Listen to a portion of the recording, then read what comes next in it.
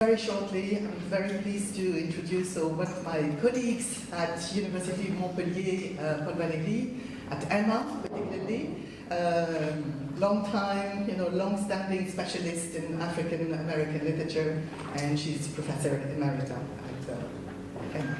Thank you, Judith. And since I was here yesterday, I just want to say a very short sentence about the fact that this talk could be out of place, except that I think it helps us think about migration in a very different way, and about representation as well in a different way. So Claude Mackay, well, you see the title. Claude Mackay wrote his major fictional works in exile. His return to Harlem, that pioneered the Harlem Renaissance and influenced Césaire's and Senghor's Négritude, was written in Marseille. Two of his novels are set in the Phocéan city, Banjo, from 1929, and Romance in Marseille, 2020. Romance was finished while Mackay had settled just outside the city of Tangiers after an itinerance that led him from the south of France to Morocco via Bilbao and Barcelona. Romance has often been described as a follow-up to Banjo. Like that story without a plot, its action takes place on the Vieux Port among an array of black dockers, Corsican pimps, communist recruiters, and female and male prostitutes. And like Banjo, it has a plot based on a true story, that of a maimed and now affluent West African docker's return to Marseille, La Fala, in love with Aslima, a black Moroccan sex worker. While jazz, as well as opéra comique, are at the heart of Banjo, Bizet's Carmen is present as a trace in Romance's denouement and dramatic structure. The heroine's tragic death rewrites the murder of Carmen by her lover Don José, jealous of the bullfighter Escamillo, as the opera finale. The displacement that the heroine's tragic fate operates vis-à-vis a celebrated model rewrites death within the context of Marseille's exiled and immigrant African characters under Mackay's pen, himself an exile. Tragedy leads to death, so does romance for the Moroccan woman, victim of a Corsican pimp. Biographical evidence supports my hypothesis. Mackay was an occasional drama critic for The Liberator in 1921-22 and went regularly to the theatre, the musical, and the opera. He was the drama critic sent to review the play He Who Gets Slapped.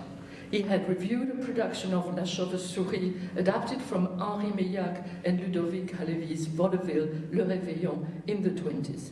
Incidentally, both men were also the librettist of Carmen. While residing in La Ciotat, where he settled to write in 1924 after his Parisian sojourn, Mackay went to Toulon to hear Carmen by the Opéra Comique Company of Paris. He may also have heard of Marseille opérette that made the city's fame for a style of music specific to itself. He sojourned in the city for 5 years, all in all, from 1924 until his move to Morocco via Bilbao and Barcelona in 1929. Opera comique and opérette marseillaise rely on a mixture of spoken dialogue and arias, making them a dramatic and musical form closer to fiction writing than classical opera. So Romance's reliance on Bizet's Carmen for part of its plot, and more significantly its final scene, further supports Mackay's use of the subculture of opéra comique that Hannah Huxley uncovers in both Home to Harlem and Banjo. She argues, I quote, that both novels are thematically and aesthetically engaged with the tradition of the opéra comique as subculture. Huxley does not mention opérette, a musical style deriving from the opéra comique, which appealed to both the elite and the working class and developed in Marseille in the 30s. In Banjo, Ray describes the city as resounding with fragments of airs from Carmen, Ambroise Thomas's Mignon, Puccini's La Bohème, Mozart's La Flûte Enchantée, sung or whistled by passers-by. Such airs flowing through the alleys were as natural as rain washing down the gutters. It was often a delicious experience for Ray. Suddenly, a girl whistling or singing such a fascinating old favorite as Connais-tu le pays où fleurit l'oranger? Or Oui, je m'appelle Mimi, or a fleeting fragmentary lilt from La Flûte Enchantée. It was nonetheless lovely if the melody was broken by a volley of bullets tearing down some dark alley and scaring the ditch to cover. That enhanced the color of the place as theatre, that endeared the ditch to him. As this passage makes plain, Real Death by Shotgun in Marseille ditch accompanies the snippets of opera favorites as the soundtrack of the novel. The ending of Romance thus builds on this convergence for its final scene. The casualness of street shootings is elevated through the reference to opera comic grandeur and aesthetics. In turn, it reflects this choice of a marginal community of sailors, dockers, prostitutes, pimps, all migrants of sorts, as a worthy topic for tragedy. Maquet started Romance while in Bilbao after a sojourn in Paris in 1929 and continued writing in Spain. I'm sorry, I've cut out so much of my talk that now I can't. Moroccan, Arab, and Spanish influences mix and merge in the novel, but the finale remains Marseille. One must go to the autobiography to understand that he transplanted his then setting influences in the Mediterranean seaport. Describing native parties he gave in honor of Charles-Henri Ford. He writes about dancers, young men bringing lutes and mandolin and singing Andalusian melodies, as well as a very beautiful Fatma. One encounters the Fatmas shaking their flamenco feet again in A Farewell to Morocco, the poem that closes the text. The woman he names Carmina, and this is, this is an autobiographical reference. So this is the woman he names Carmina in his autobiography is no other than the socialist Anita Thompson, later Anita Dickinson Reynolds, her husband's names. But he is intent on explaining that her name contains both Carmen, Spanish, and Mina, so Carmina, Arabic, a mix of cultures that is also as Minas. Okay, these are the references that I could find to Anita Thompson. She also modeled for Poiret, and she's also on the front cover of one of the Crisis volume. In her meticulous analysis of Hotel Harlem and Banjo, Axley notes the presence of Ray, the Haitian migrant, as leitmotif. In Banjo, Ray, a fictional double of Mackay, explains his experience of attending Bizet's opera in New York as a stealing away from his high home of heavenly blues and ragtime to taste some exotic morsel brought from a faraway overland of music. His reaction might draw on Mackay's own response to both musical styles and thus constitutes a faintly veiled autobiographical notation. Ray then compares, I quote, the composite life of Harlem to a comic opera. The structuring presence of Carmen in Romance draws a similar analogy transposed to the Mediterranean seaport and to the analogy between the ditch, La Fosse, and this is La Fosse, these are some postcards, I suppose, from the time, and a theatre noted earlier.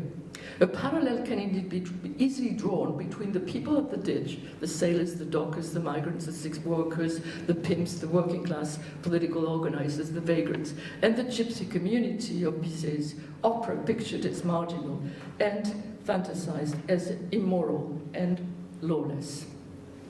In Spain, Mackay is said to have enjoyed Hispanic culture, notably corridas, in which he found affinities with his native Jamaica.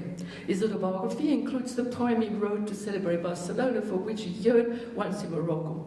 In these lines, he conjures up, I quote, the sweet cadenzas of flamenco ditties and notes the feminine flamenco of El Niño.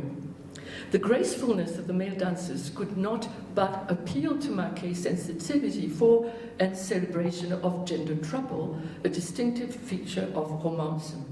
In the poem dedicated to Barcelona, the line, I see your movement flashing like a knife, reminiscent of Carmen, foreshadows Aslima seizing her prized weapon to attack Titan. Aslima asks Titin at one point, I quote, "And who you kidding with that over knife? Yourself or me?" In the final scene, she threatens Titin and, I quote, "drawing the knife she always carried, she advances upon Titin like a mad woman." That final scene of murder is foreshadowed by an earlier dialogue between Titin and Aslima, in which, as her pimp, he threatens her, "Show me 100 francs or I'll cut your throat." Yeah, these are Corsican pimps in Marseille in the 20s. Okay, so Bizet's opera, based on Mérimé's short story Carmen, stages the flamboyant gypsy Carmen killed by a madly jealous Don José in the final scene. The opera does not faithfully follow Mérimé's story. With Bizet's help, Henri Millac and Ludovic Halévy introduced two new characters, Micaela, Don José's fiancée, and the bullfighter Escamillo, Carmen's new lover, which transformed the plot into a banal story of cheating. In the short story, the rather insipid picador Lucas was Carmen's love interest. In the opera, the glory of the victorious bullfighter, his triumph, is heard at the same time as Carmen is slain. The matador's killing of the bull and the heroine's death clash and coincide. Her lover is celebrated by the crowd for slaying the bull, while Don José kills his beloved. When it was first given, the opera created a scandal. Carmen's freedom at the heart of the intrigue, sung in the famous aria "L'amour est un fin de bohème qui n'a jamais..." I'm not going to sing it. Qui n'a jamais connu de loi, so it translated in English as "love is a gypsy child." Her identity as a gypsy shocked a bourgeois elite. Huxley rightly underlines that the line fits Mackay's vision of love as well as the structure of the novel.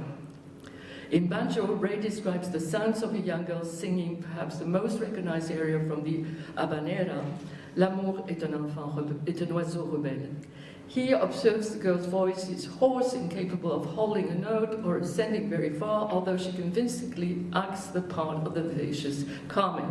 The refrain of the habanera enters the narrative again through the verse, "L'amour est un fin de bohème." One can extend the statement to romance. The authentic bohemianism of Carmen that deals with the gypsy community becomes a metaphor for the shiftless, free, marginal group of the quayside. The nomadism that is the cultural foundation of the group serves to unify these migrants from different horizons, so Africa, the United States, the Caribbean. They may hold jobs, but these are temporary, since they mostly live from hand to mouth. The black sailors and dockers are exiles from their home countries. Their mobility is at one with the fluidity of their environment, with the sea voyages of the ships they unload or sail and work upon. How long do I have? Because I think is it 5 minutes? Yeah. Okay. So I'll 7-8 minutes. Yeah, okay. So romance's theatricality and dramatic charge, the depiction of its characters, its structures, push the text of the novel beyond its narrative thread. The novel also owes its theatricality to the comic opera as model, with its mixture of spoken dialogue and its songs. In Banjo, Ray referred to the opera comique as the perfect, I quote, the perfect illusion of a crazy, disjointed relationship of all the arts of life. This disjunction, a sure sign of modernist aesthetics, seeps through the text of the novel. Paradoxically, the disappearance of the political debates interspersed in Mackay's previous works produces the operatic mode of the short novel. The Haitian intellectual Ray has been deliberately excised from romance. The plot of Banjo, it is subtitled, a story without a plot, revolves around La Fala and Aslima, who thus takes center stage, as Mackay explains in his writing process. It models his intrigue on the opera rather than on Mérimé's fiction, whose Carmen is mediated by two male narrators. As Bizet places his heroine at the center, Aslima, likewise, speaks for herself. No opera singer, Aslima nonetheless, keeps singing throughout the novel. Titin hears her from outside, humming an African melody, reiterating the monotonously wistful notes that increased his irritation. And again, Aslima shrugged and again began humming the African melody. La Fleur, Aslima's rival, pictured as standing up and castaneting her fingers, further fixes the reference to Carmen. Castanets are included in Bizet's opera, whose score reads, Carmen makes José sit down in a corner and starts to dance, humming and accompanying herself with her castanets. Aslima may dance the begin with La Fala, but more in character, she dances the flamenco. The transposition is manifold. Mackay dislocates the love triangles that constitute the structure of the intertext, Carmen, Don José Lucas, Carmen, Don José Escamilla, to create an even greater mix of marginal characters and depict the interraciality of Quayside male Gael culture. Mackay introduced white protagonists. Big Blonde is a white American in love with Petit Frère, a young gay man sporting, I quote, a pale color and expressionless eyes. With Aslima and La Fleur Noire, the two sex workers, and Titan the pimp as the final triangle, Mackay's ending provides La Fala with an exit, his way back home. La Fleur Noire is a lesbian, in love with Aslima. Her name resounds with one of the famous areas from Carmen, La fleur que tu m'avais jetée, a cassia flower that Don José picks up from the floor. Her casting, that highly scented flower, is likened in the opera to a bullet aimed between his eyes. But she is black like Aslima, who is black Moroccan, highlights Mackay's desire to have his characters represent the black humanity that he creates in Banjo. In Morocco, Mackay fell in love with the Gnawa, black Moroccans whose culture and music, lute and drum, he celebrated as reminding him of his native culture. The creation then of Aslima as a character might then contain traces of Mackay's fascination for the ritual of dance and song of a people so close to his own. So this is the end of the talk, so I hope I have a few minutes. In Romance, Mackay has... Okay, yeah, I'm fine, yeah. In Romance, Mackay, as Aslima attempt to murder Titan, the ending is indeed a violent confrontation between Aslima's pimp and Aslima herself. He shoots her as she tries to kill him with a knife. Titan's rage is a mixture of jealousy at La Fala and contempt, outright racism, and hurt pride at having been then outwitted. I think I have here, the comparison between the ending of Carmen and the ending of Romance in Marseille. Then he began to rage again, but this time more against La Fala. Oh, to be outwitted by a creature of the jungle, a half-helpless savage, a mere black stump of humanity. Aslima draws the knife that she always carries with her and jumps at him. He cried out at her like a hunter attacked by a precious wild beast that he would rather capture than slay, but he was forced to let go of her, and she would bleed his heart. She threw up her arms like a bird of prey about to swoop down upon a victim and pitched headlong to the door. He shot the remaining bullets into her body, cursing and calling upon hell to swallow her soul. In Mackay's story, Titan and the two prostitutes, Aslima and La Fleur, rivals ultimately reconcile, fight a final deadly confrontation with their pimp. Incidentally, the opera also features a fight to death between two females, Carmencita, so Carmen, and Manuelita, with Carmen having the upper hand.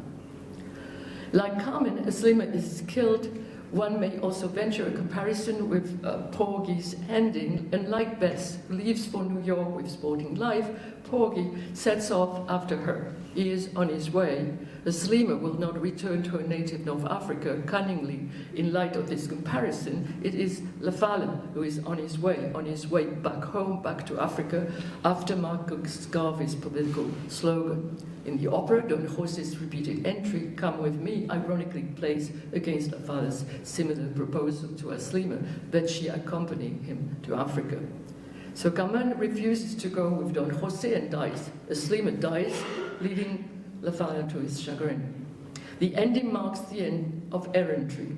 The migrant goes home, At the same time, it paradoxically points to the end of Mackay's actual sojourn in North Africa, while echoing the end of Banjo, and this is the last line from Banjo, a long ways from there, and the title of his 1937 autobiography, A Long Way From Home, taken from a famous blues song. Mackay will never return to Jamaica. Suggesting a genetic thread between banjo and romance, the ending of the former contains a bullfighting metaphor that reflects Mackay's sojourn in Barcelona, where, as he writes in his autobiography, he attends a corrida. Indeed, in Banjo, raised thoughts on the role of the black man, the Negro, in the current modernist moment, in the crisis of white civilization, draws a comparison with the corridas. So I put here some, Picasso's rendering of bullfighting. So the death of the torero and bullfight, because what we have, which is fairly interesting, is a metaphor in Banjo of the red rug that is actually produced by the torero as being race itself. So the red rug would be a metaphor for race, and I read you, I think you have it on the board. Thus, the Negro became a challenge to the clubbers of the helpless vagabonds, to the despised underpaid protectors of property and its high personages. He was a challenge of civilization itself. He was the red rug to the mighty, bellowing, all-trampling, civilized bull. So you have another quotation. Looking down in a bull ring, you are fascinated by the gay, so the red rag becomes the gay rag. By the gay rag, you may even forget the man watching the bull go after the elusive color that makes him mad. The rag seems more than the man. If the bull win it, he haunts it, tramples it, sniffs it, paws it, baffled. And this was your conclusion. Yeah, and this is the last little paragraph that I have here. Aslima's death places her in Year of the Bull, killed by Escamillo in Carmen. She's killed by Titin in Romance, although Mackay lovingly referred to the mixture of opera fragments and actual shotguns as Marseille's Quayside soundtrack. His ending has the female love interest die to allow for the freedom of the African man. The clash between the bullfighter's triumph and Carmen's death is displaced as a clash between a return of the native son to his homeland and her lover's ultimate sacrifice. And I have, here postcards from Marseille at the time. The city of Marseille, and more precisely the Vieux-Port, where Aslima sacrifices herself, remains the scene of the migrants' loves and lives that can be violently cut short. This is the place, since we had somebody from Germany that was destroyed during the war. Yeah. And thank you. thank you.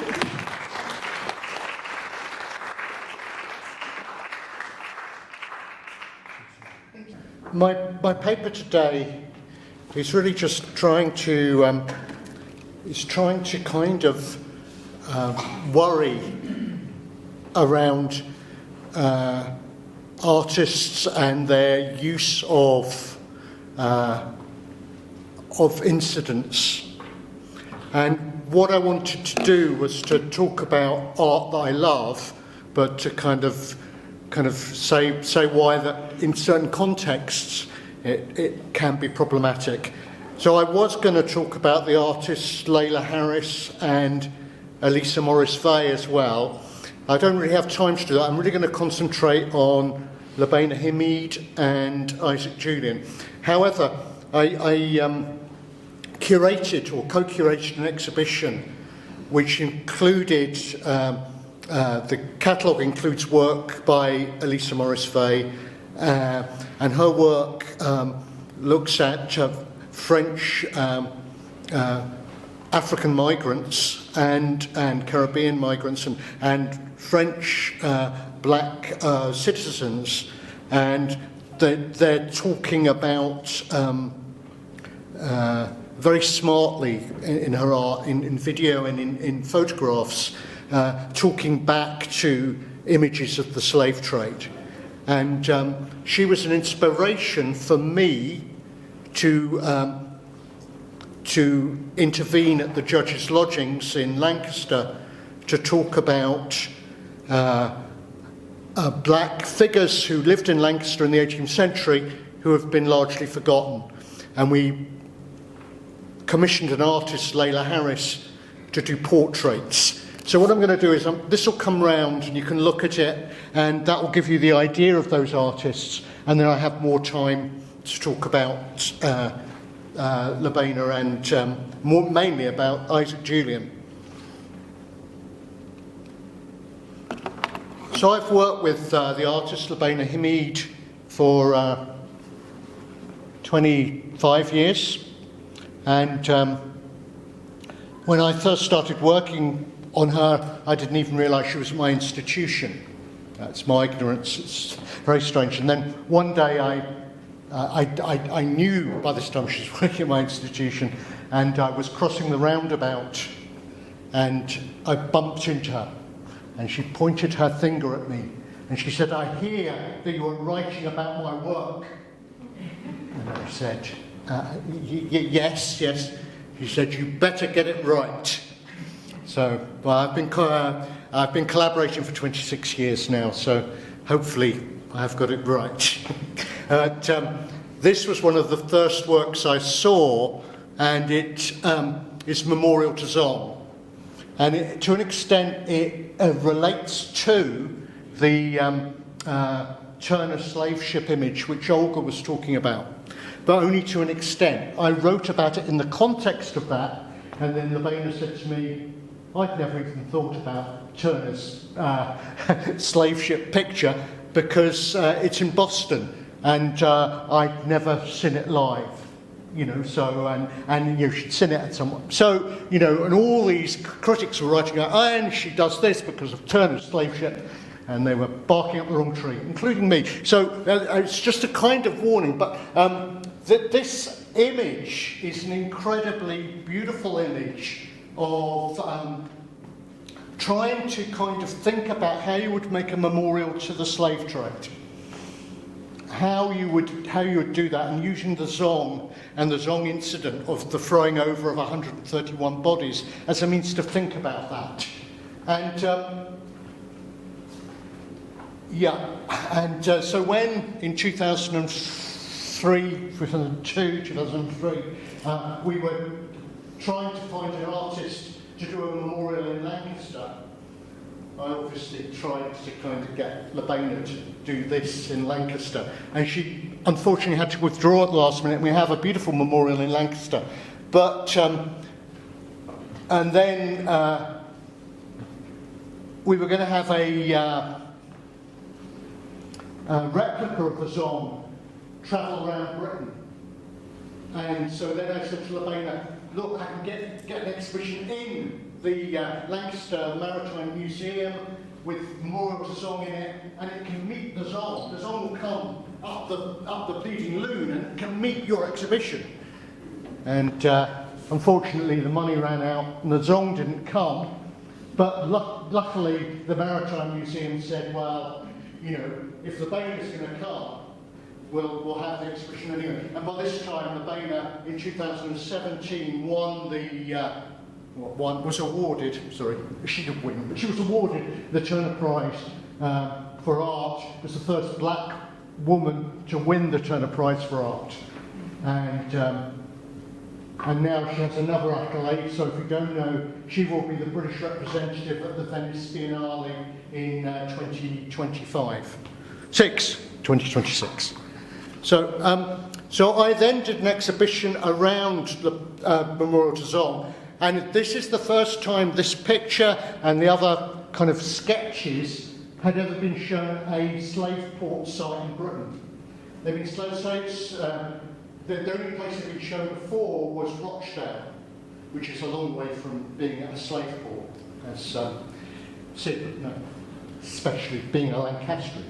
So, you know, so we decided, you know, Labena was really happy that suddenly that it would have that resonance. It was actually shown in the old Customs House, the 1764 building, which was built especially to kind of welcome and tax the slave ships when they came back with their cargoes of sugar and mahogany. Okay, so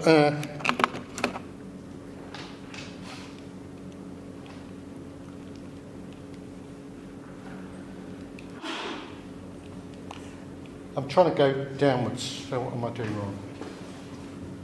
I need the next side. Oh, here we are. What are monuments for? So, because I'm a clever man, and I was leading the memorial, sorry, I shouldn't say that. I was leading the memorial project. I invited Lorraine to do a talk about memorials, and she did this absolutely stunning talk about memorials in 2003. And because it was so stunning, and because she doesn't really like writing, she keeps returning to it and almost plagiarising it again and again. But I love that. I love that because she says something different, slightly different each time. And so it's about, you know, these monuments and how monuments, how we can remember people. Who should have them? Who should be celebrated or remembered? And it's a fantastically difficult question, because certainly all over the world, I would say on all 5 continents, there are town squares, city squares, entrances to cities, entrances to villages even, that have a monument or a remembrance of something or someone. I wanted to convey how challenging that is, that it's something incredibly important that we all have to work out. So memorials and how we do this is really important. And I'll be talking about this in terms of Isaac Julian's work as well. There is a quote, yes. I think this is very important for all the artists in the room. There's a few, aren't there? I'm not a painter in the strictest sense. I'm a political strategist who uses visual language to encourage conversation, argument and change. All right, so all of you, don't worry about it. Yeah, just don't worry about all those marks you make on paper. That's not what it's about, you know. I just love that. I love that she's, and you know, she said this to, again, 2024, she's saying to The Guardian. She said it to me in 1999 on the roundabout. You know, so there we have it, you know, so, you know, the great artist, she keeps on saying she can't write. Have you ever read that thing she writes? She's a poet, you know, and she actually literally writes poetry sometimes. But she doesn't know how good she is. But yeah, also she finds it very hard. She finds it a bit easier to do the painting. Sorry, I'm rambling. I can't ramble, I have no time. Jade de Montserrat was my PhD student. This is how lucky I am. Look how lucky I am. And she's a black artist from Scarborough, which is Claudine's favourite place in Britain. You'll have to be on your toes. It's a piece about being black in rural Britain. And those are her own feet. And inside her own feet, and this is another mistake I made as a critic and as our PhD supervisor. I said, oh, those are brilliant African sculptures in those feet. And she said, no, they're not African sculptures. So there are those sculptures in Afghanistan which were destroyed by the Taliban. I managed in the essay, which was already in publication at the time, to make a case that they had a relation to African sculptures as well. And Jade kind of let me off really eventually. But you know, it's and there are so many ways of memorialising, you know, that black presence in Britain. And the black rural presence is one which is often denied.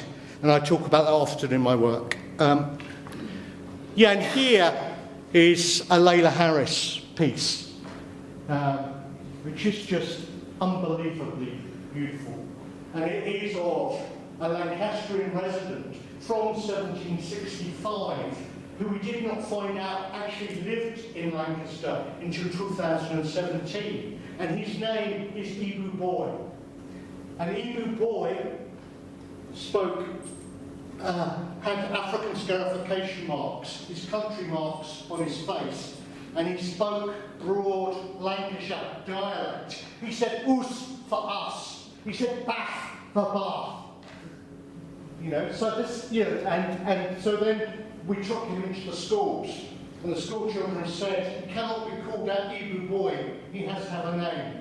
And so Leila got loads of African Hebrew names together, and the name Afamafemwu means he whose name will not be lost.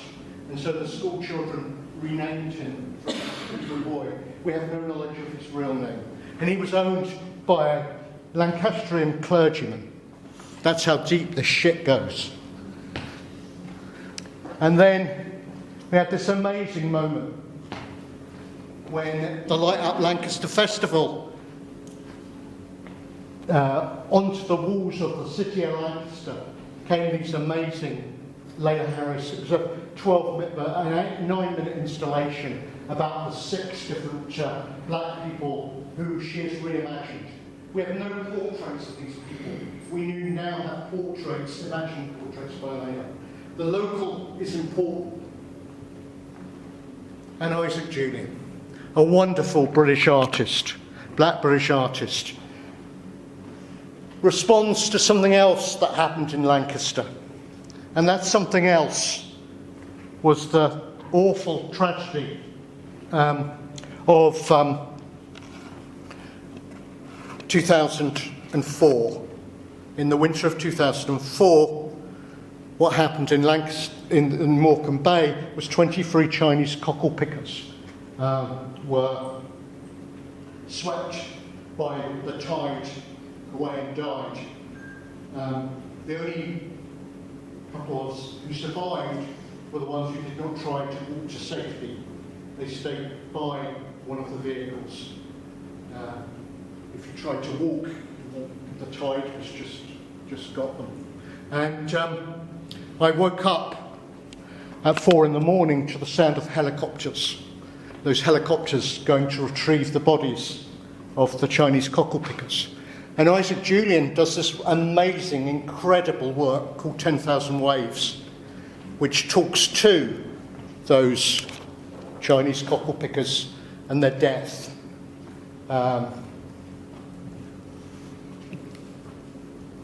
And this still is quite important, really, because it shows the search.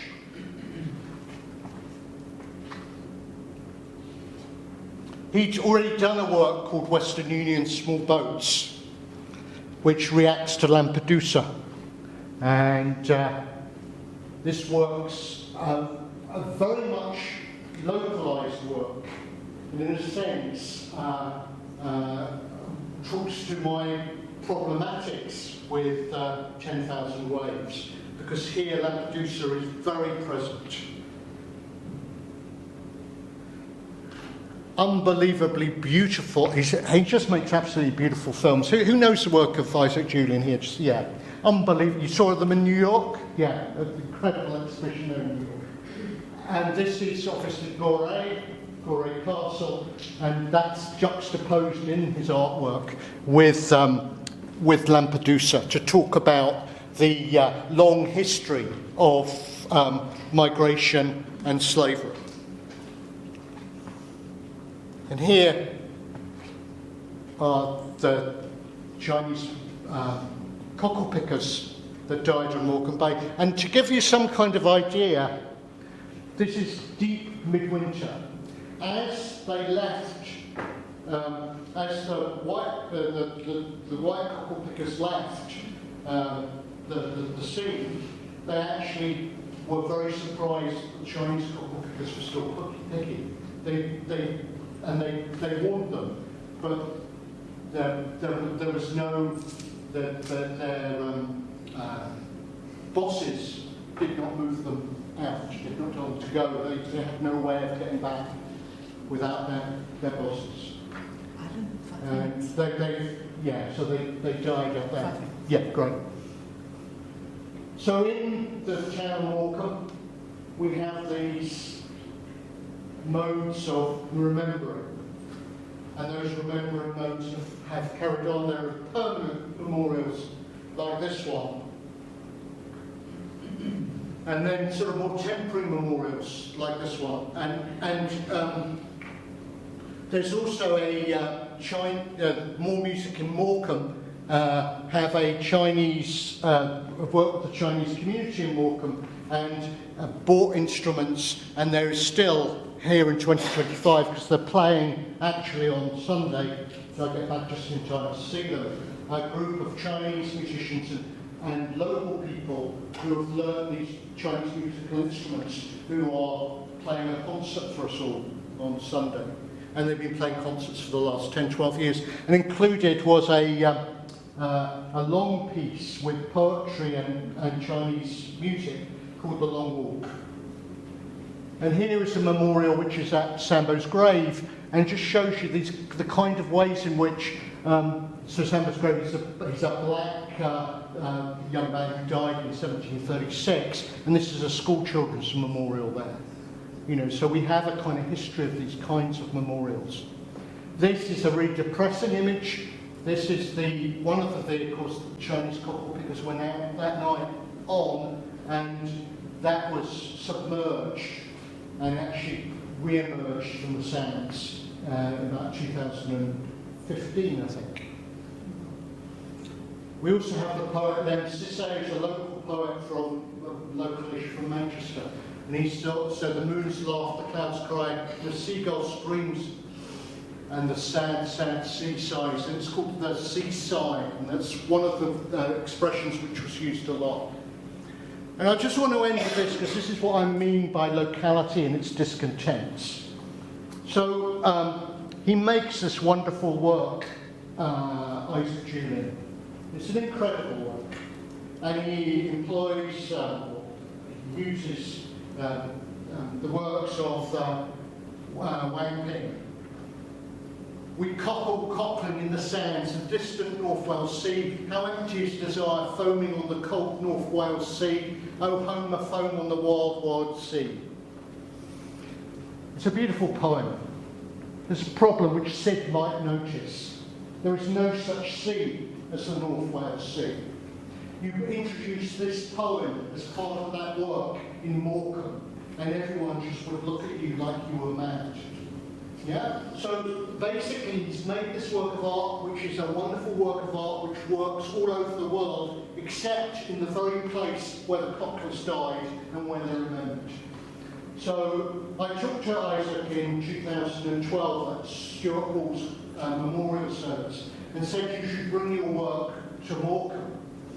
And he did say that he tried. The closest he's been with this work is Manchester. But I would actually have to ask him to change this in some ways or do something about it. Because whenever people have shown this to people, shared it with people, there is no such place. They cannot get this so wrong. And the locality is important. We need, as artists, to always be talking to people where we have our art. And Isaac is an amazing man with art all over the world, but you have to get the small facts right. So here is the Irish Sea. And you'll see Morecambe Bay, Carnarvon Bay. You know, when he looks, the Chinese poet has seen North Wales there. Maybe in Chinese it's called the North Wales Sea. I don't know. Maybe I should have tried to work that out before I came here to talk to you. But there is no North Wales Sea. Maybe that is my mistake. And here, just to end really, this is 2024. In 2019 and in 2024, we have done this. We have done this. We have memorialised by burning a boat, which is a kind of Chinese tradition, on the shores of, and you can watch it in this YouTube video, which is very short, but I haven't got time to show it to you because my time is virtually up. Thank you.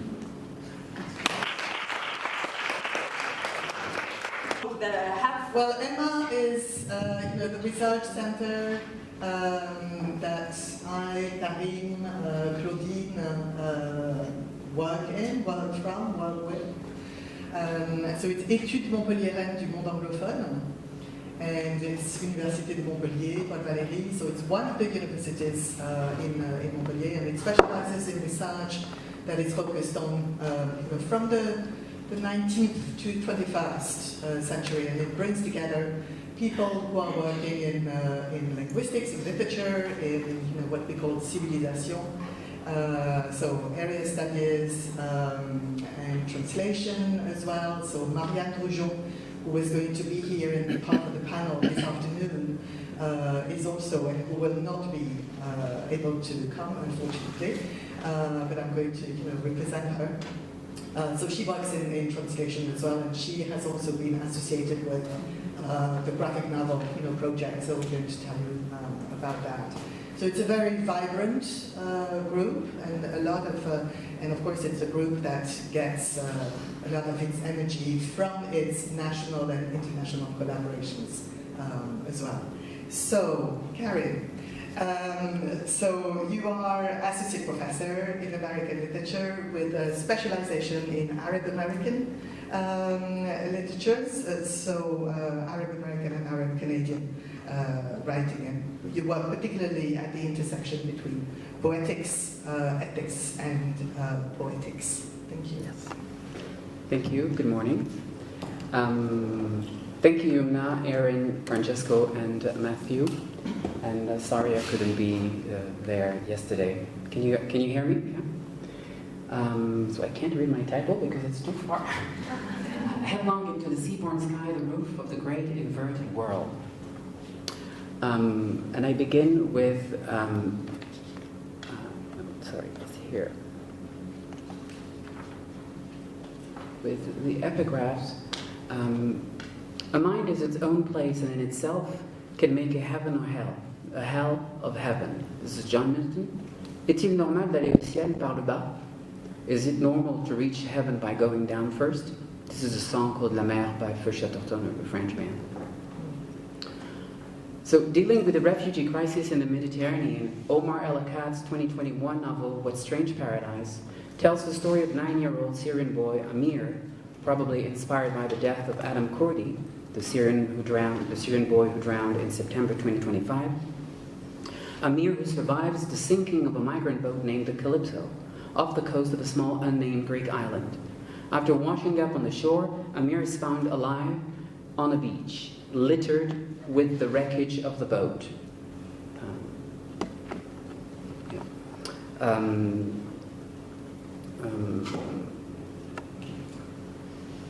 Sorry, I should have printed this, but he's in fact the only miraculous survivor. As local authorities begin a search for survivors, Amir runs away and meets Vanna Hermes, a 15-year-old girl native to the island. Despite their language barrier and cultural differences, Vanna immediately chooses to help him escape from the man trying to capture him, a man who's in charge of rounding up the illegals on the island. His name is Colonel Dimitri Kethros. At first glance, the novel structure may seem linear, chronologically sound, as it alternates between chapters entitled Before, narrated in the past tense and recounting Amir's departure from Syria through Jordan and Egypt, culminating in the perilous crossing of the sea with his uncle, and chapters entitled After, told in the present tense, where Amir, aided by Vanna, runs away to the far end of the island to board another boat to reach continental Europe. However, What Strange Paradise remains an ambiguous novel that encompasses a highly undecidable narrative when one reaches the final chapter entitled Now, in its final paragraph, for we come across a sentence that repeats verbatim the opening lines. The child lies on the shore, but for his smallness, he looks no different from the rest of the dead whose bodies litter the beach.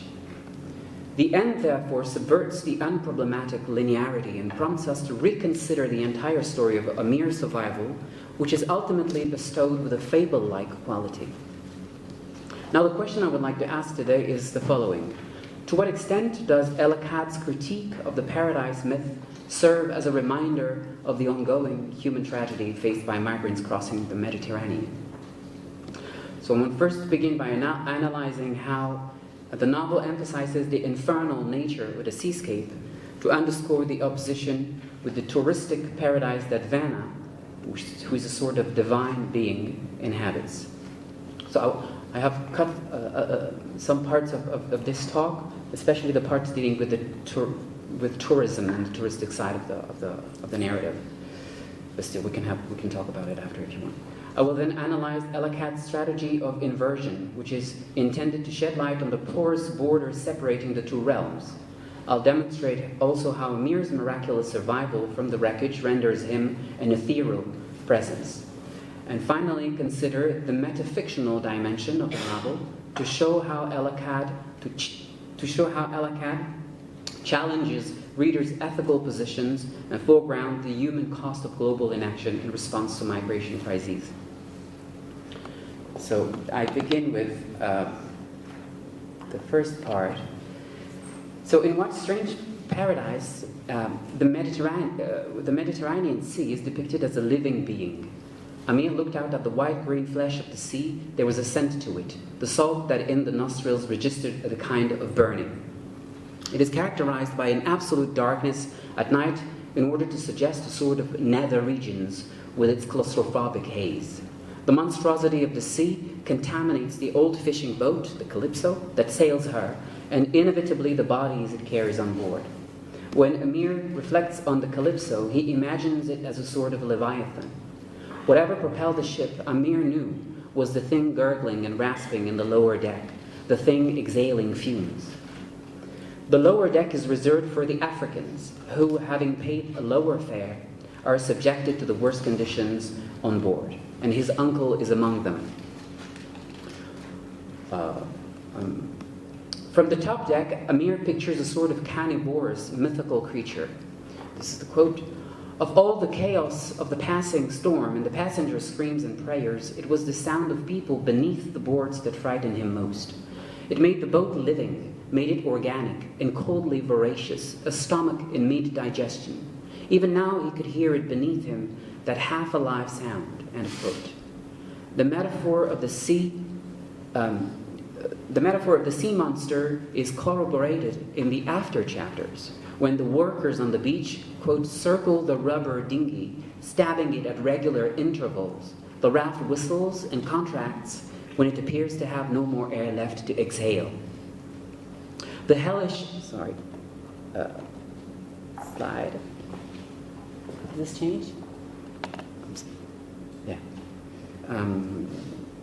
The hellish monster has therefore been defeated, so to speak.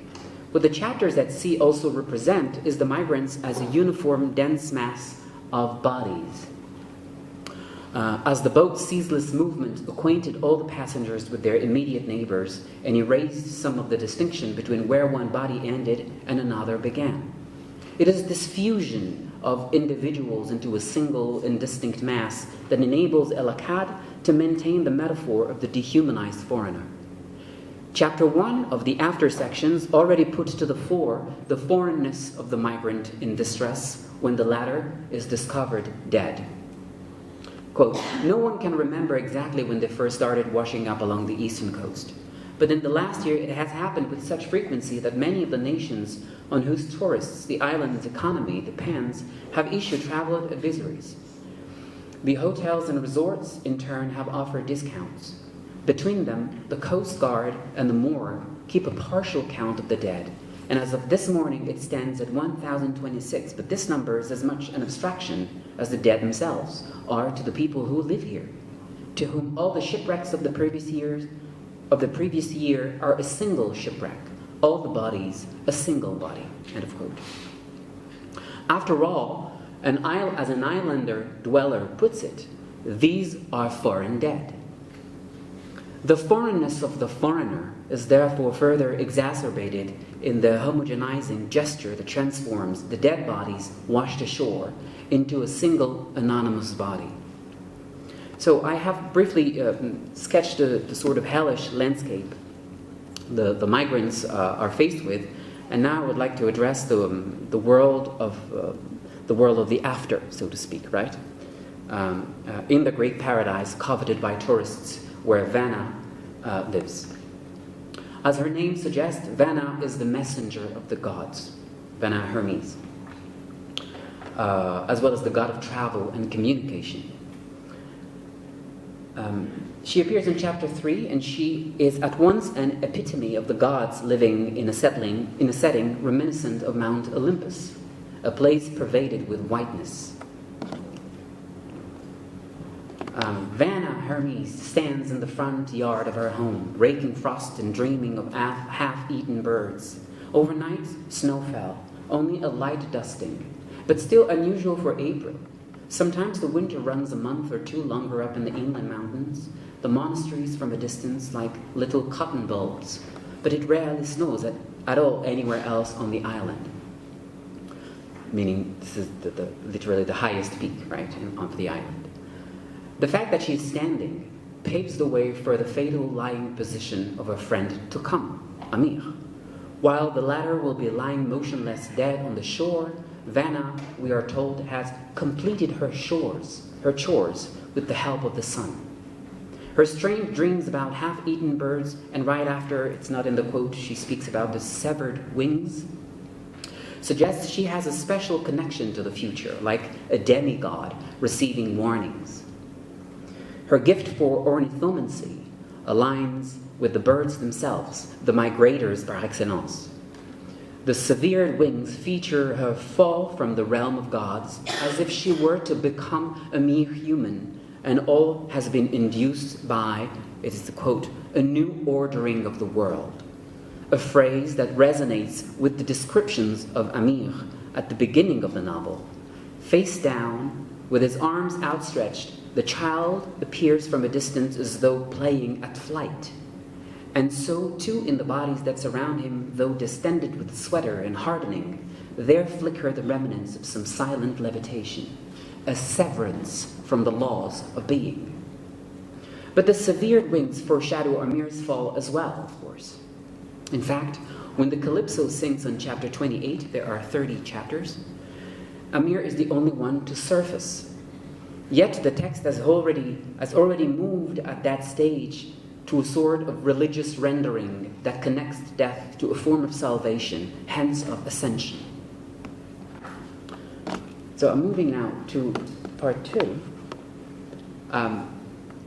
The precarious dimension of Amir's tale as the sole survivor of the shipwreck is revealed in the porosity between the world of the dead and the world of the living, and thanks to the recurring motive of inversion throughout the narrative. In fact, the miraculous nature of his survival is displayed in the way his body contrasts with the spatial arrangement of all the other corpses on the beach.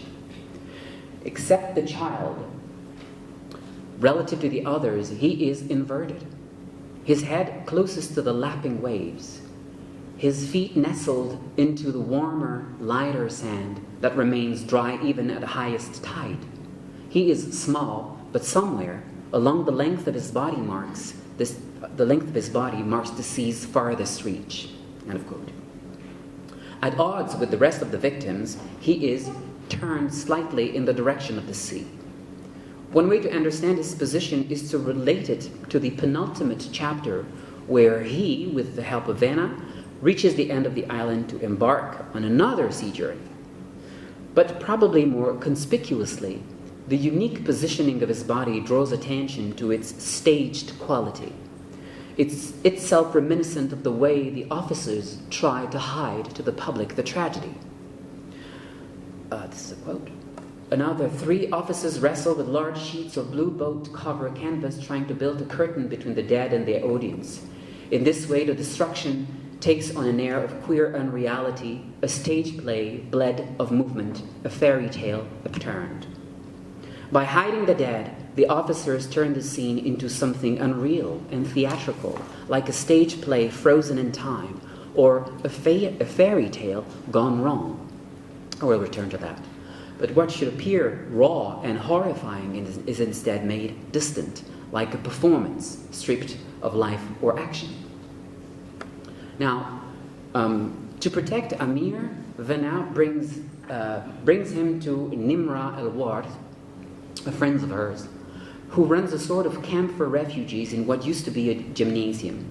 There, placed on higher grounds at some point in the novel, Amir is able to look at the gymnasium below and, quote, watches a girl standing under one of the basketball nets as she silently tosses the ball upward through the bottom of the net, scoring in reverse.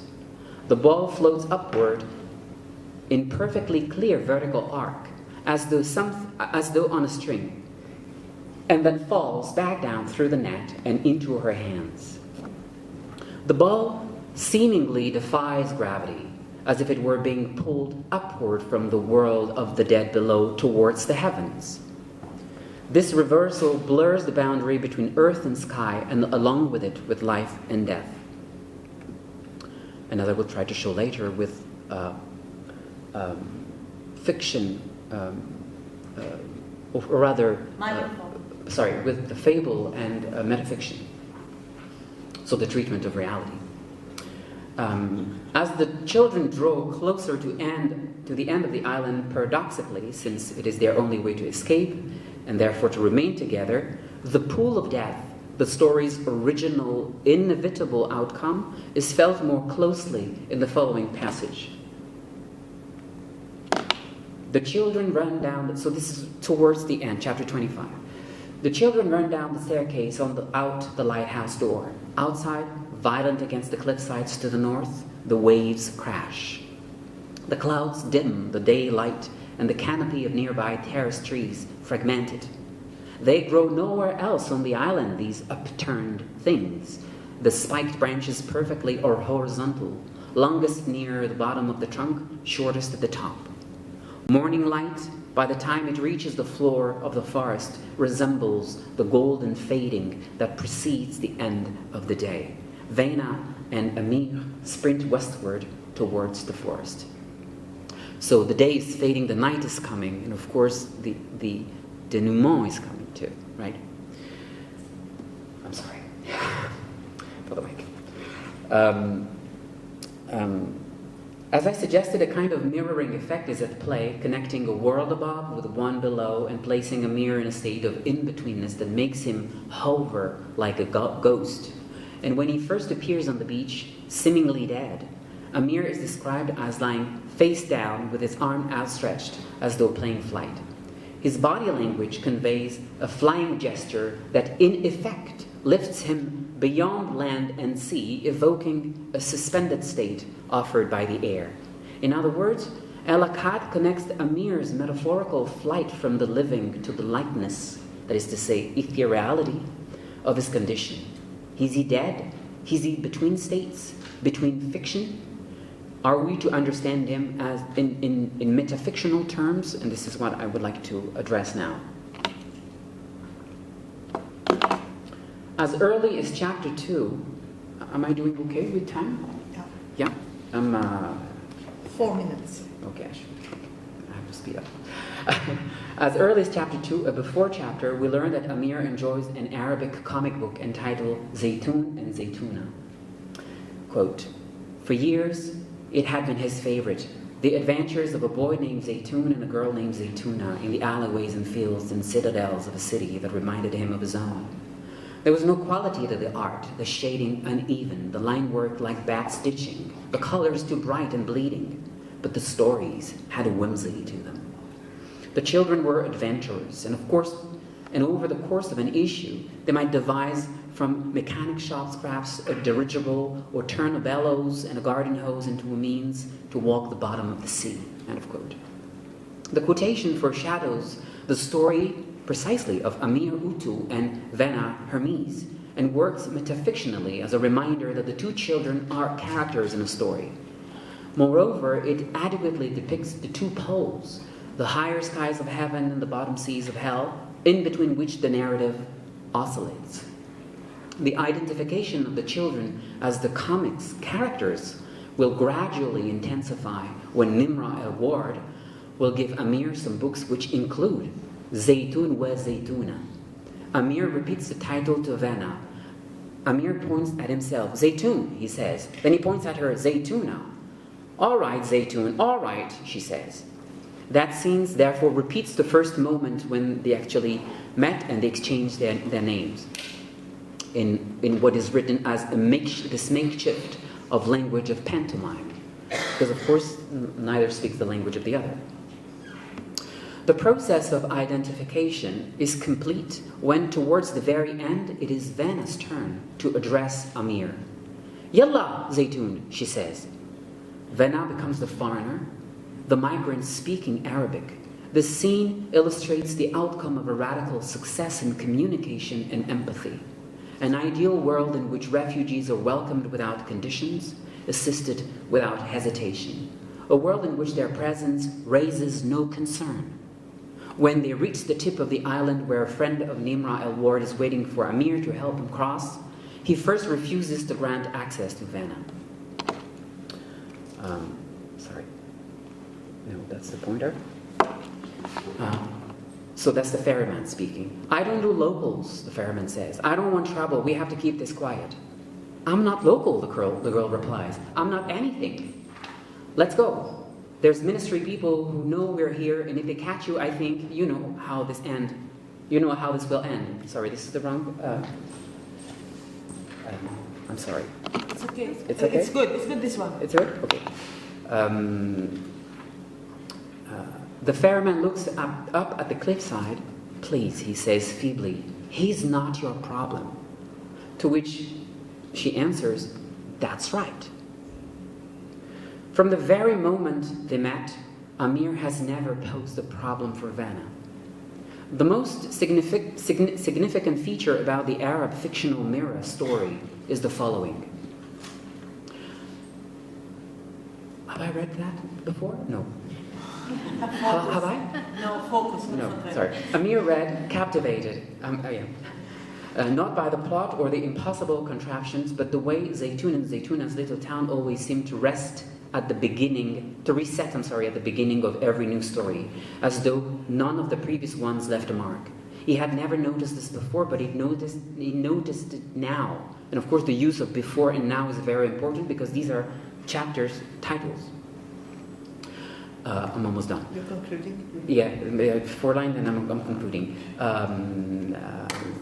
So you have the quote. It is, of course, a feature that distinguishes the fiction he reads from his own life. The only form of lightness accessible to him is that which derives from his ghostly, disembodied presence, one that gestures toward his eventual death from the very beginning. And I'm concluding now.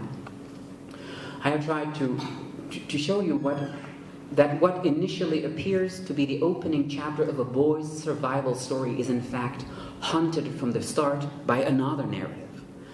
That of a lifeless body already drowned, already narrated from beyond death. This post-mortem storytelling unfolds in a space that resembles heaven, a fictional paradise predicated on the blindness or denials of readers who are shielded from the reality of the other, and of course of the officers on the island. The novel exposes 2 colliding fantasies: the Western fear of the foreigner arriving from the sea, imagined as a barbarian threat, a monster, and the false belief among migrants that arriving in the West ensures safety, dignity, and a better future. The novel shatters both. The singular chapter titled Now breaks the narrative rhythm to force the reader to abandon the fantasy and encounter at another fictional level another reality. In the end, the novel cancels its inner fiction to let the real return as a visceral, hard-hitting truth, one of bodies, quote, spat up landward by the sea, end of quote. Thank you.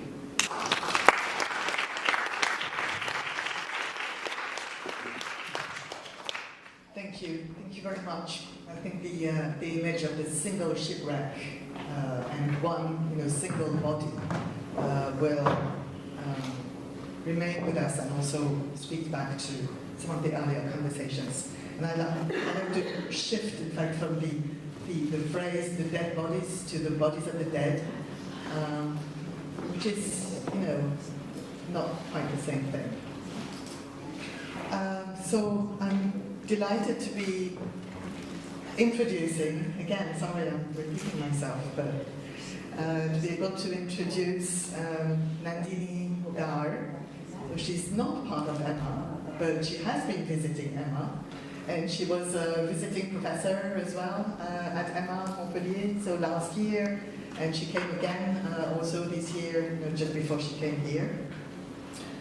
So she is Associate Professor of Literature, Gender Studies and Creative Writing in the Department of English Language and Literature at Adamas University, Kolkata. Nandini? Yes. Thank you. Or just during the Q&A, we can talk more about it. And also it's kind of a work in progress, so parts of it are really tentative.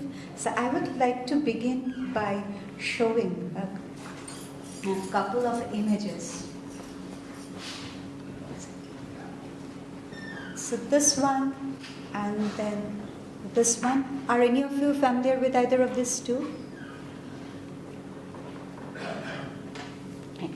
So both of these images have been shot by the Italian photographer Francesco Gisola, and they came in 2004 after the shipwreck in Lampedusa in October 3rd, 2013.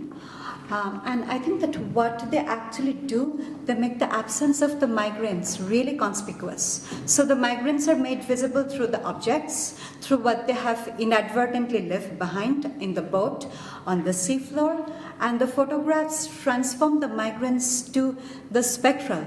So what they do, they also kind of construct their own spectral metaphor.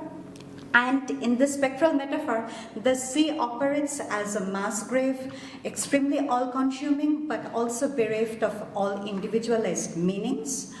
And reminiscent of an earlier moment in postcolonial literary studies embodied in Derek Walcott's poem, The Sea is History, which provides us with a blueprint to understand how the sea was financialized and became tied inextricably to Europe's colonial project. The photographs nudge our memories of the Middle Passage, of course, but also in very specific ways rescript the possibility of a late capitalist resurgence of something akin to the historical Middle Passage, but not quite. So obviously these photographs are about death and therefore absence. And in this visual foregrounding of the death, what we see are images of risk, right? And the risk is about, we are always told, about a quote-unquote better future, safer existence. And these are pretty much the kind of the myths that oftentimes hang around the ideas of migration, but also the ideas around the boat, right? And these are also oftentimes spoken about distinctly by the migrants.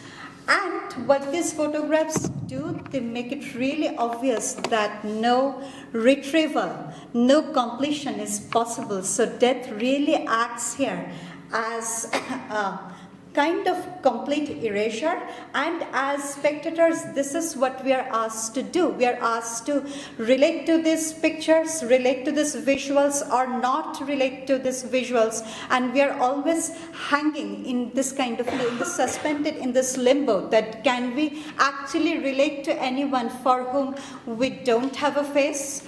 Can we actually ever talk about empathy for whom we don't have any names? So in some ways, I think that what the photographs do for me is they actually bring me home closer to an ambiguous, complicated, and contradictory narratives that continuously keep on harping in that space between both visibility and invisibility. So to be in one of those boats, it's to be overtly visible to the humanitarian gaze, and the migrant boats become their own specific form of spectral metaphor. The boats and the liquid materialities that they invoke are, after all, the final refuge of those who cannot afford the planes and the airports, the air and the land.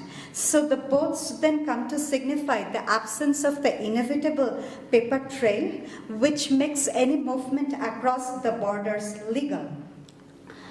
So what the boats, the boats, I would say they're a precursor to something, and that precursor are the presence of the black and brown bodies, the almost ghostly bodies in European cities, in European towns, in European villages. So one of the things I would like to actually talk about and bring to the conversation, that Europe's migrant crisis cannot be understood in isolation, but has to be seen as a series of forever unfolding interactions between the colonial metropole, ex-colonies, and the post-colonies. In other words, Europe's migrant crisis, and within quotes, it's also inextricably tied to multiple larger post-colonial crises of collapsing economies, collapsing polities, communities, and bears witness to an increasingly fragile, volatile, and precarious world order. And I would like to go back to one of the poems.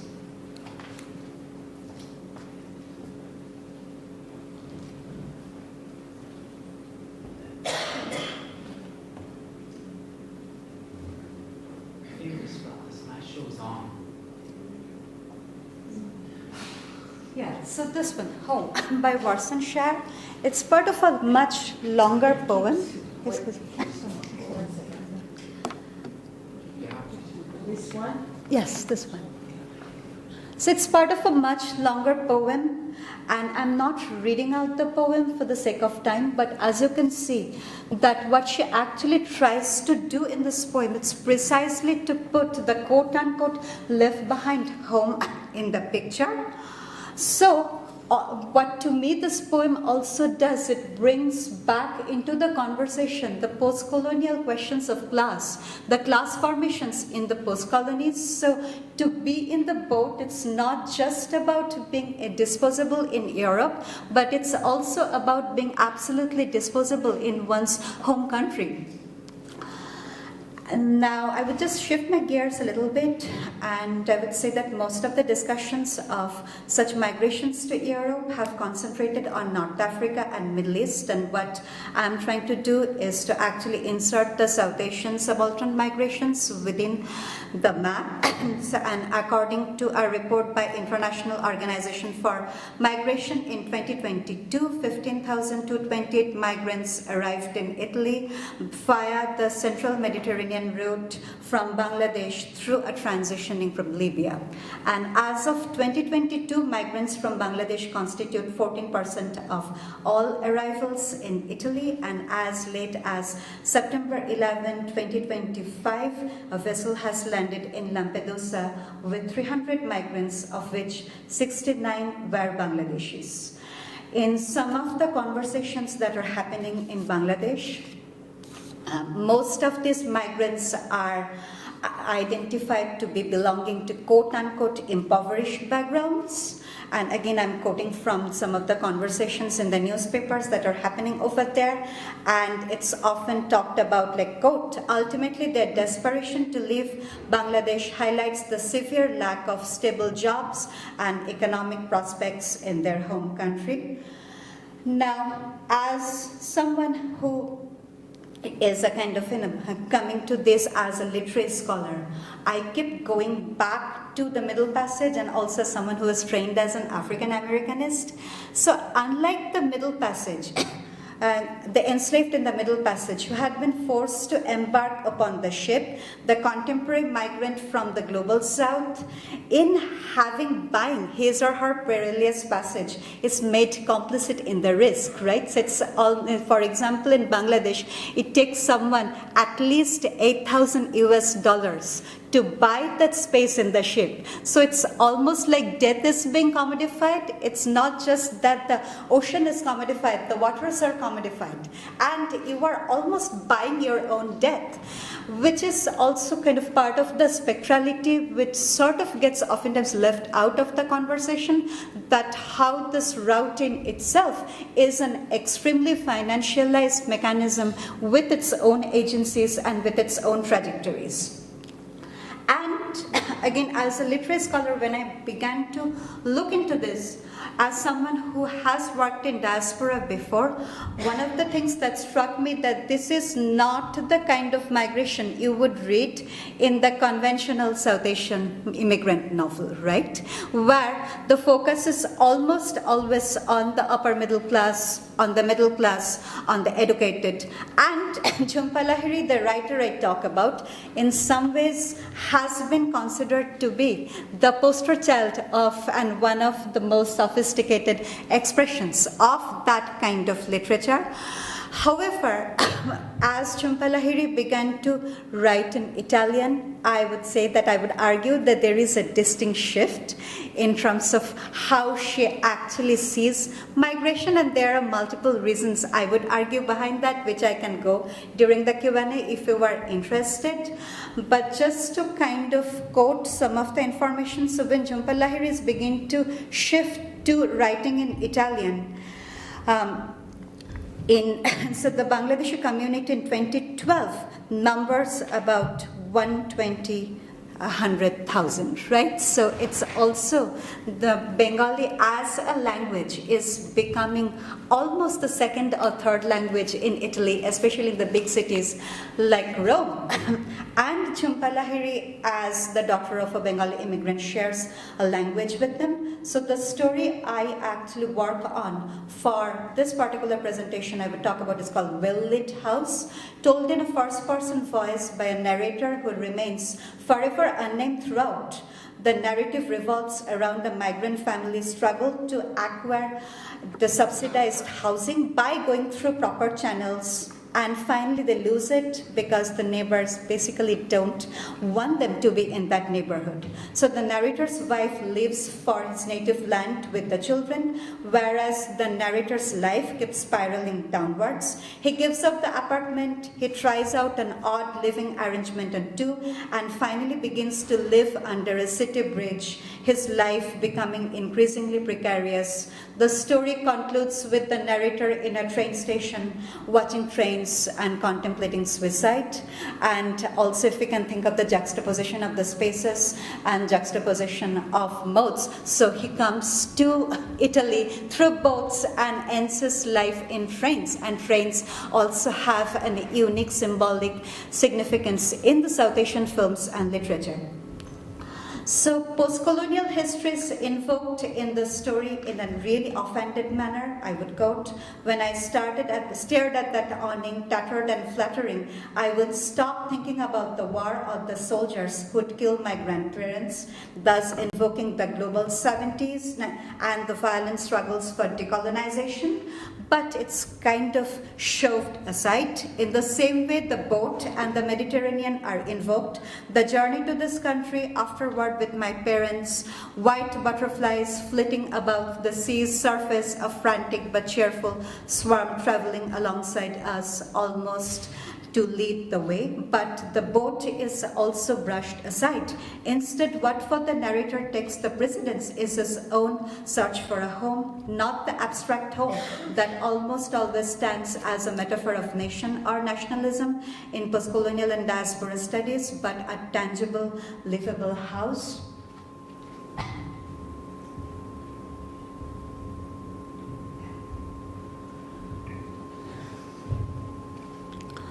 And the title of the story, Well-Lit House, therefore renders conspicuous the tension between home and house, tethering that tension to larger contradictions between nationalism, citizenship, and their inevitable links to life-sustaining material resources. And in this tethering, the story performs the death of a certain kind of postcolonial nationalism as a site of hope for many in the global South, but at the same time, the persistence of the house-home imagery, both as a material and as a symbolic space in the story, keeps bringing up a series of connotations that cannot ultimately be separated from the questions of national belonging and citizenship. A well-lit house as against the cramped refugee quarters or camps suggests access to livable speciality and sanitary conditions, and in doing so also humanizes the migrant family. So in this story, the house comes to stand in as a form of care ethics that the welfare state makes possible, albeit the difficult paper trail which needs to be followed in order to attain the house. And for a while, that well-lit house becomes achievable. The house then begins to stand in the story as one of the last vestiges of the European welfare state, which would grant the family a form of temporary respite. However, there is also another death that the story records as what I would call an element of its mortuary aesthetics, the death of the state. sorry, it's kind So if you begin to take a look into this passage, you would see that that the neighborhood has become an extremely weaponized citizenry. So there is no state anywhere. It's not that the state is actually kind of throwing them out of this complex. The state has given them the housing, but living in here becomes impossible precisely because the neighbors don't want that. But also what to me is really interesting and what to me stands out is the fact that there is no protectionist state, right? The cops come in after a couple of days, they just begin to fade. So what they're left with is kind of having to do on their own, having to manage the situation on their own. So, and I read this absence of any protection as the kind of the death of the state, the death of the kind of basically the welfare project, on which I would argue the very project of the South Asian immigrant novel oftentimes rested, right? The immigrant actually comes to the global north and after some inevitable cultural clashes kind of gets acculturated within the society through the aid of the state. But there is no such protectionism. Instead, without naming it, what we also see is the persistent neoliberalism and the migrant crisis begins to actually stand on that persistent neoliberalism, so that persistent neoliberalism almost operates as a shadow. So what this family cannot ever hope to get is anything that looks like a better future. So there is no hope, there is no kind of welfare state, there are no handouts. So ultimately what they are waiting for is basically their own death, right? And in some ways death is also about the absence of future. And I'd just like to go to the final passage where we see him.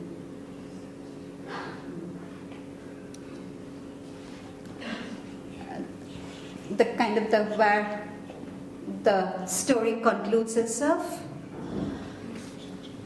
So what the state we see the narrator in, but also the family in, although it's not a physical death, it's a form of social death. As it is in the story that don't necessarily have any names.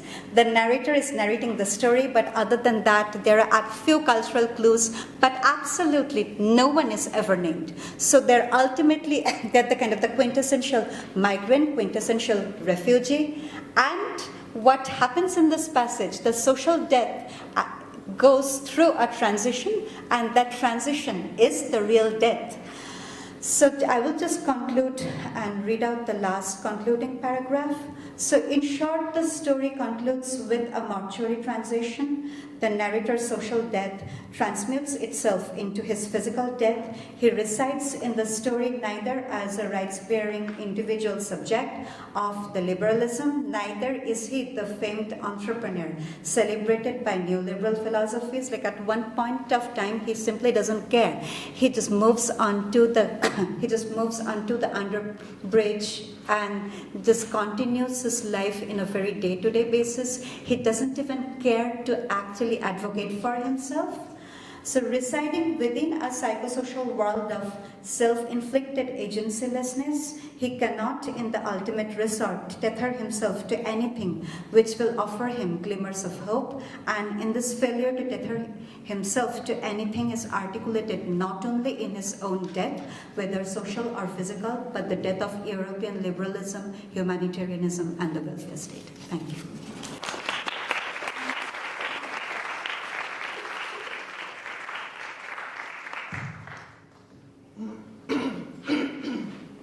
Thank you so much. And because you have not used up the whole of your time, I'm going to give you the first, few short stanzas of the poem that Nandini had selected, and the concluding stanza. No one leaves home unless home is the mouth of a shark. You only run for the border when you see the whole city running as well. Your neighbors running faster than you, breath bloody in their throats. The boy you went to school with, who kissed you dizzy behind the old tin factory is holding a gun bigger than his body. You only leave home when home won't let you stay. And the last stanza, sorry. No one leaves home until home is a sweaty voice in your ear saying, leave, run away from me now. I don't know what I've become, but I know that anywhere is safer than here. Thank you. Thank you, Nandini. So it has been, I must say, a very coherent panel in many ways, particularly because you've been, putting our discussions within a wider frame in terms of space, from North America to South Asia, from the global to the very local, and also in terms of time, from the slave trade to the ultra, extreme contemporary. So thank you very much for your papers, and I assume you will have some questions or comments. We have about 10 minutes discussion. So we've been keeping on our toes, taking one of the sentences of one of the works. Anyone? Yes, Erin. I thought all of the discussions were wonderful. Thank you all so much. There's so much to think about. I just have a small question for Alan. Can you describe what a coffle is? Because I don't know. Sorry, so in Walker Bay, they did these small shellfish, and then there's so the problem is the tides there are exceptionally brick, and unless you know them, then you can be in real danger doing it. And there's lots of local pickers. Then about 25 years ago, they started importing gang labour to people from all over the world, but especially Chinese people to pick them. And the gang masters were very complacent about their lives. Thank you so much. Thank you all for a wonderful panel and for adding this literary aspect to the program. Karim, since we have here about 15 American students who came from the US a month and a half ago, could you please just say a few words about Al-Akkad as an American Arab writer, or could you just provide the student with just a very short, quick background about the literature of Arab Americans, so they can, I'm sure nobody knew about Al-Akkad before this talk. Thank you. This is on. So Omar Al-Akkad is, he's a journalist to begin with. He was born in Cairo, in Egypt, and he arrived in Canada at an early age. Is he the one who just wrote the book, one day everyone will say it was wrong? Absolutely. And yes, and it's interesting. I'm sorry, I'm just going to answer this question. And he wrote a first novel. So he was a reporter. He went to Iraq, Afghanistan. He went to the worst theaters of Operation Red. And he wrote his first novel in 2017. It's called American Noir. It's a dystopian novel about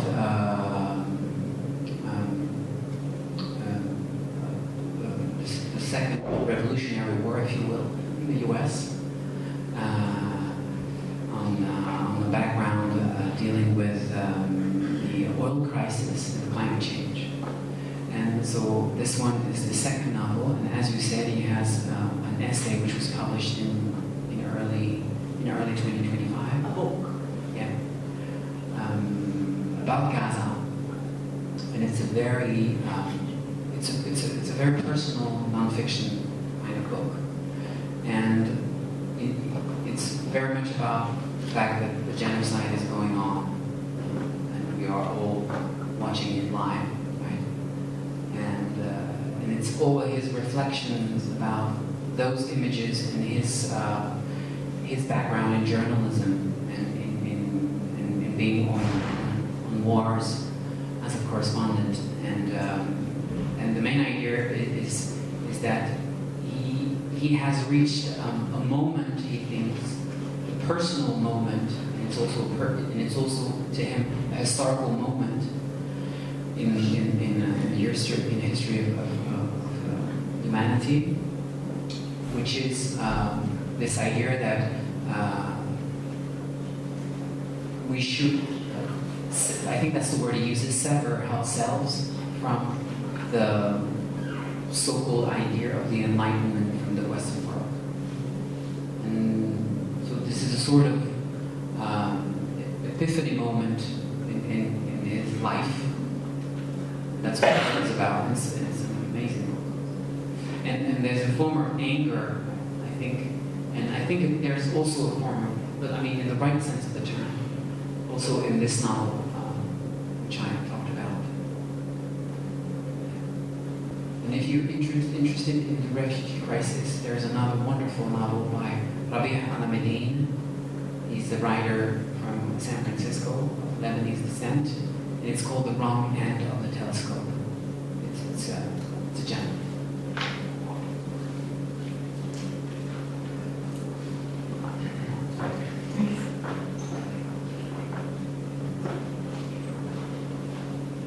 Anyone else? Annie?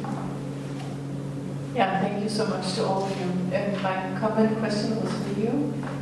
So thank you so much for your presentation. I think you really touched upon a lot of important things. And one of the things that I noted down was about economies, that I think is very important to talk about. Economies not only as money, but also as a lot more. So together with Mohammed Tarabi, I wrote an article about effective solidarity and the use of social media as a medium to get people to invest in the economies of irregular movement. So I think you touched upon, also when talking about death, that it's not only physical death, but it's a lot of other forms of death. So I think that would be a nice way to sort of open up that conversation. So thank you for that. Thank you. I would love to read that article.